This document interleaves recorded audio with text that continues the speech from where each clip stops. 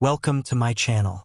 In a galaxy where contracts were written in blood and gold was worth more than loyalty, a lone alien warrior named Zara arrived on a forgotten moon with one mission: to hunt a human and claim the fortune hidden on him. She had fought in wars, stolen from kings, and never once cared about the lives she ended.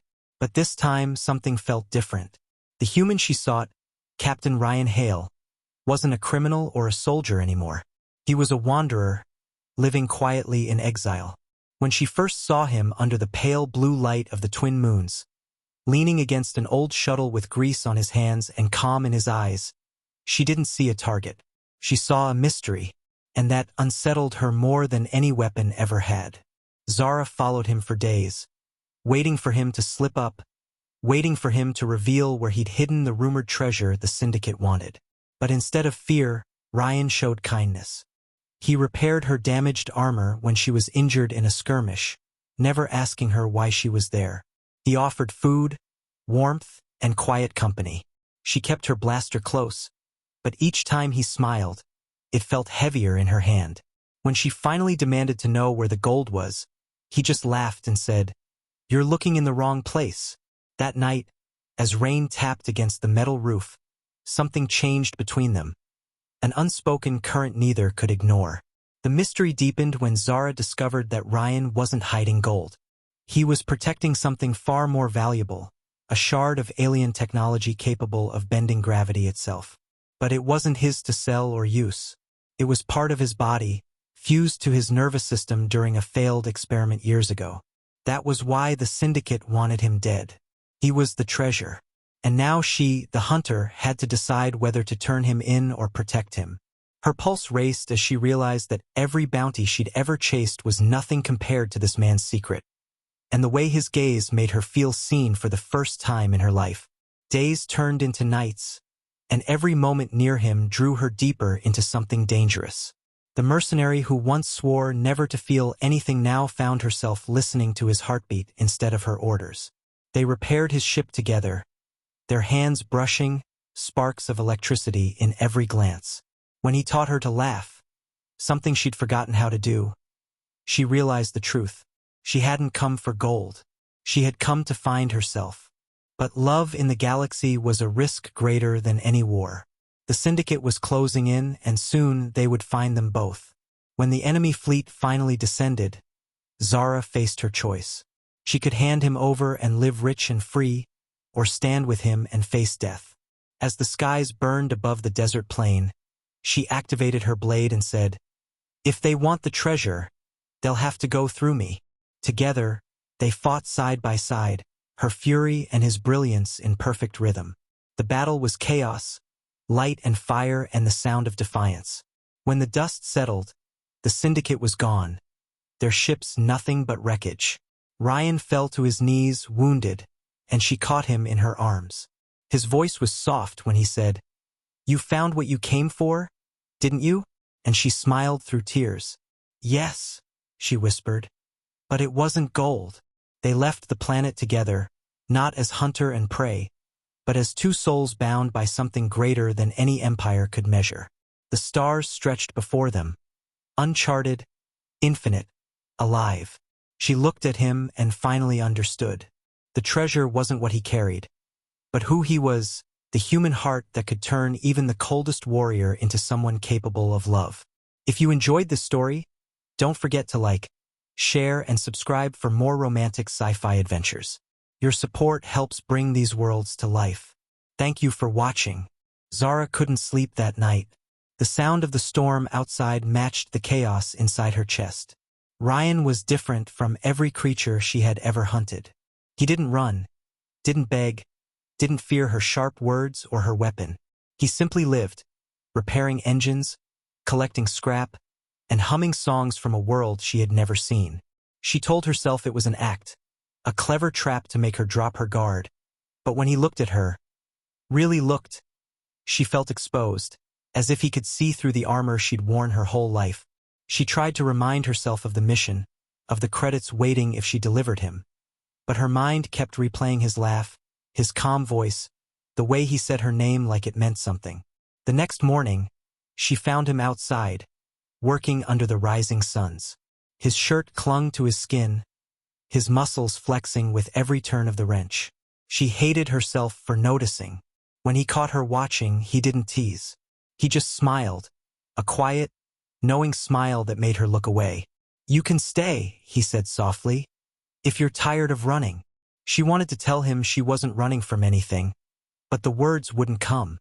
Instead, she asked him why he lived here alone. He told her about Earth, how it had fallen silent after the wars, how he wanted peace, not more blood. That word, peace, hit her harder than any blade. Later that day, when she inspected his ship, she saw symbols carved into the metal, marks of protection, hope, and loss.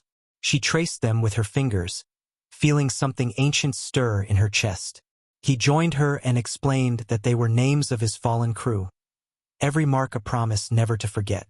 For the first time, she understood that his treasure wasn't gold or tech.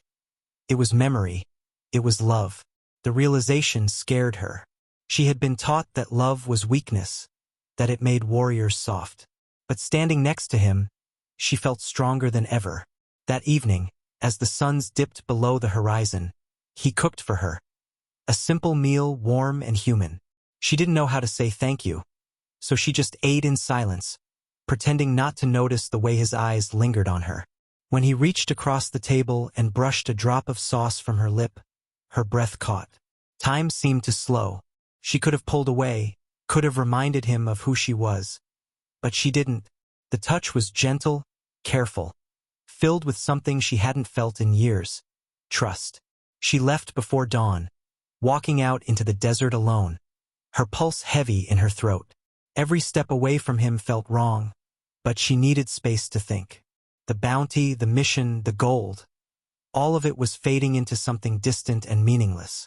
The real danger wasn't the syndicate, it was the way that human had made her feel. She was a warrior, a killer, a ghost. But now, she wasn't sure what she was becoming.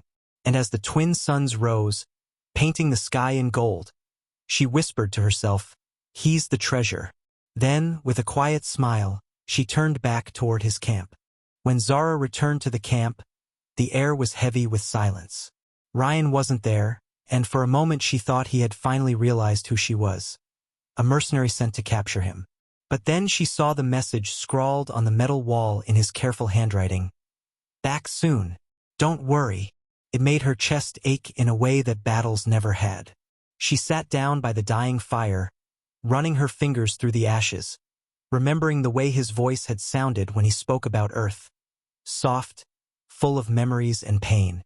She realized then that she didn't even know what home meant anymore.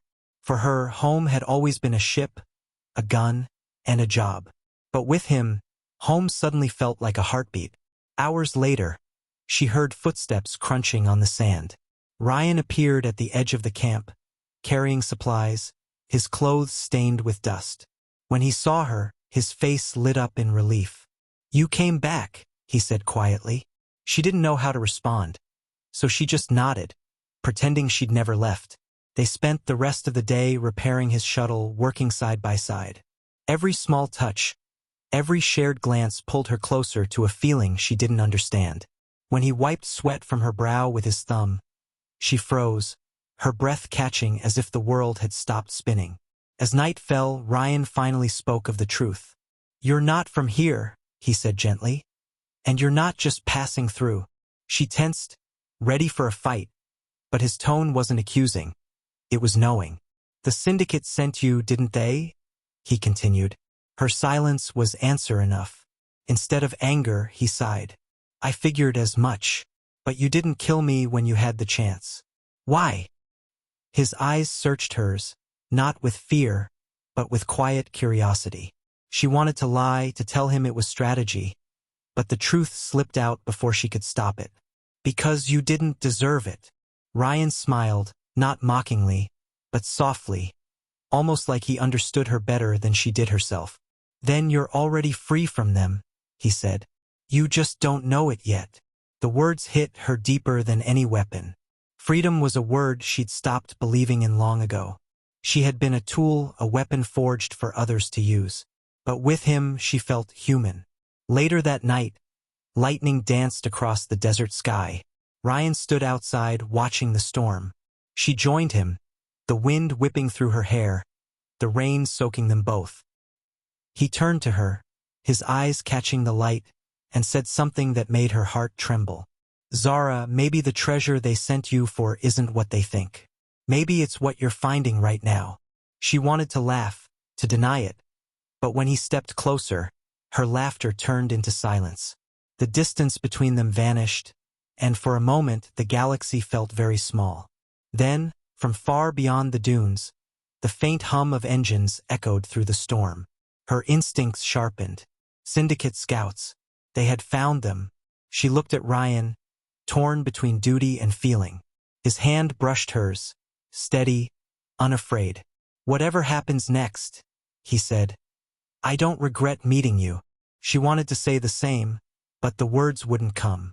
Instead, she turned toward the horizon, her pulse quickening as the first lights appeared in the distance. The hunters had arrived, and this time, she wasn't sure which side she was on. The wind howled across the barren desert as the syndicate ships descended, their engines screaming like beasts from the underworld. Zara's instincts took over. She grabbed Ryan by the arm and pulled him behind the remains of an old outpost, the blue light of the landing craft slicing through the dust. Her heart raced. Not from fear, but from something deeper, something that made her desperate to protect him. She had faced hundreds of battles, fought across star systems without flinching, but now every pulse of her heart screamed one thing: don't let them take him. Ryan looked at her, calm even as danger loomed, and said softly, "You don't have to fight them for me." She met his eyes, her voice breaking as she whispered, "I'm not fighting for you. I'm fighting because of you." The syndicate soldiers fanned out, scanners sweeping the dunes. Zara loaded her rifle, the weight familiar, comforting. And yet, it felt different now. Every shot she planned to fire wasn't for a paycheck or a contract. It was for a choice she didn't realize she'd already made. The first soldier appeared through the mist, armored and armed. Without hesitation, Zara fired. The blast echoed across the plain, lighting up the sky. Ryan flinched but didn't move from her side. "You can still run," she told him. "You don't know me," he replied, his voice steady. "I don't run when someone stands for me." More troops advanced. The firefight was chaos. Flashes of blue plasma, sand turning to glass under the heat. Zara fought like a storm, every motion fluid and precise, her years of training pouring out in a violent dance. Yet between every burst of fire, she caught glimpses of Ryan's face. Focused, fearless, alive. He wasn't a scientist or a wanderer anymore. He was a survivor just like her. When his arm brushed hers as he threw a charge to disable a Walker drone, she realized something terrifying. Together, they were unstoppable. But the syndicate wasn't done. A massive dropship descended, the air trembling from its engines. Over the loudspeaker came a voice she knew too well. Commander Vesk, her former employer, the one who had raised her from a child soldier into a weapon. His words cut through the storm. "Zara, stand down. Bring us the human, and your debt is forgiven." She froze, her weapon trembling. For a split second, the past clawed its way back. The cold training rooms, the endless orders, the nights when obedience was survival. Ryan saw it in her eyes and stepped closer. "You owe them nothing," he said quietly. "They made you believe you were theirs. You never were." Her hands shook, torn between the voice of her past and the heartbeat of her present. Commander Vesk's ship loomed above, ready to fire. "Last chance, Zara," he growled. "Choose wisely." She took a deep breath, looked at Ryan, and finally understood. This was her freedom. She switched her weapon to overload, the hum of energy building as her decision became clear. "I've already chosen," she whispered. Then she aimed not at the soldiers but at the command ship. The explosion tore through the sky, lighting the horizon with a fire that could be seen from orbit. The shockwave threw her backward, and Ryan caught her before she hit the ground. The noise faded, replaced by the soft crackle of burning metal. The syndicate fleet was retreating, their signal lost, their leader gone. Ryan's arms held her close, his voice barely audible over the storm. "You just declared war on them." She smiled faintly, her eyes glistening. "Let them come," she said. "This time, I'm not alone." The rain began to fall, washing the blood and dust from their faces. And for the first time, Zara felt something she never believed she deserved: peace. The storm raged long after the battle had ended, lightning tearing across the clouds like the sky itself was mourning the dead. Zara sat by the dying fire, her armor cracked and her hands trembling, staring at the distant glow where the Syndicate fleet had fallen. Every instinct told her to leave before reinforcements came, but her heart wouldn't let her move. Ryan was beside her, wrapping a strip of cloth around her wounded arm, his touch gentle, his silence comforting.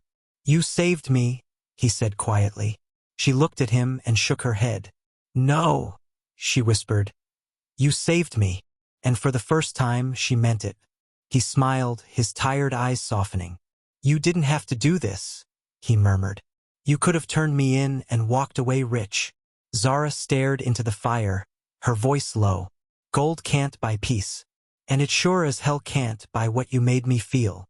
The words hung between them, fragile and real. Ryan's gaze lingered on her, searching for the truth behind her hard expression. Finally, he reached out and brushed a strand of wet hair from her face. "Then stay," he said. "Stay, and see what peace feels like." They spent the next few hours rebuilding what they could, fixing the communications relay, patching the ship, gathering supplies. It was quiet, almost peaceful, like the calm after a lifetime of running.